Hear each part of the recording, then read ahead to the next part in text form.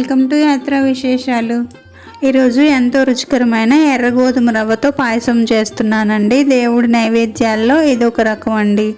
ముందుగా స్టవ్ వెలిగించుకొని కుక్కర్ పెట్టేసుకొని 2 స్పూన్ల వరకు నెయ్యి వేసుకున్నానండి. ఇందులో జీడిపప్పులు వేసి వేయించుకున్నాను. ఇంకా కిస్మిస్లు బాదాంలు ఏదన్నా వేసుకోవచ్చండి. నేనైతే ఒక జీడిపప్పు మాత్రమే వేసుకొని వేయించుకున్నాను. జీడిపప్పు వేగిన తర్వాత తీసేసి ఇది నెయ్యిలో రవ్వను ఒక 2 సార్లు కడిగేసి వేసుకొని చక్కగా వేపుకున్నానండి. ఇది పెద్ద గోధుమ రవ్వ అండి, దలియా అంటారు కదా. ఇది కొంచెం వేగేసరికి టైం పడుతుందండి. నిదానంగా వేపాలి. మీడియం ఫ్లేమ్లో పెట్టి గోల్డెన్ కలర్ వచ్చే వరకు వేపాలి. ముందుగా తెల్లగా అవుతుందండి, తర్వాత గోల్డెన్ కలర్లోకి వస్తుంది. టైం పడుతుందని నేను వీడియో ఫాస్ట్ చేసేసానండి. రవ్వ వేగే లోపల ఇంకో పక్క 6 లీటర్ పాలు కూడా మరిగించుకుంటున్నానండి. వేగిపోయిన తర్వాత 1 కప్పు రవ్వకి 3 కప్పులు నీళ్లు పోసి కుక్కర్ మూత పెట్టి హై ఫ్లేమ్లో 3 విజిల్స్ కొట్టించాలండి.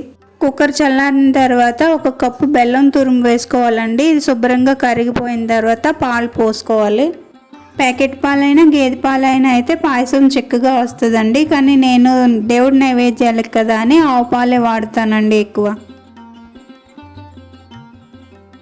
చిన్న కప్పు రవ్వకి 1/2 లీటర్ పాలు పోసానండి. మనకు ఆటోమేటిక్గా తెలిసిపోతుందండి ఎన్ని పాలు పోయాలి అనేది.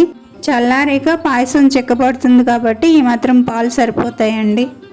పాలు పోసిన తర్వాత మరిగించకూడదండి, బెల్లం వేసాం కాబట్టి విరిగిపోతాయి. జస్ట్ ఇలా ఒకసారి కలిపేసుకొని మనం వేయించి పెట్టుకున్న జీడిపప్పులు యాలక్ పౌడర్ వేసుకోవాలండి. నా దగ్గర కుంకుమ పువ్వు ఉన్నదండి, కొద్దిగా వేసుకుంటున్నాను కలర్ బాగా కనిపిస్తుందని. కొబ్బరి తురుము కూడా వేసానండి, వీడియోలో మిస్ అయింది. ఇంతేనండి, వెరీ సింపుల్గా గోధుమ రవ్వ పాయసం రెడీ అయిపోయింది.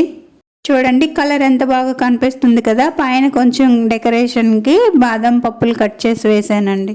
ఈ గోధుమ రవ్వ పాయసాన్ని మీరు కూడా ఇంట్లో ఒకసారి ట్రై చేసి చూడండి, చాలా బాగా నచ్చుతుంది. వీడియో ఎలా ఉందో కమెంట్ చేసి చెప్పండి. నచ్చితే లైక్ చేసి షేర్ చేయండి. సబ్స్క్రైబ్ చేసుకోవడం మర్చిపోకండి. ఇంకో మంచి వీడియోతో మళ్ళీ కలుద్దాం. అంతవరకు సెలవండి, బాయ్.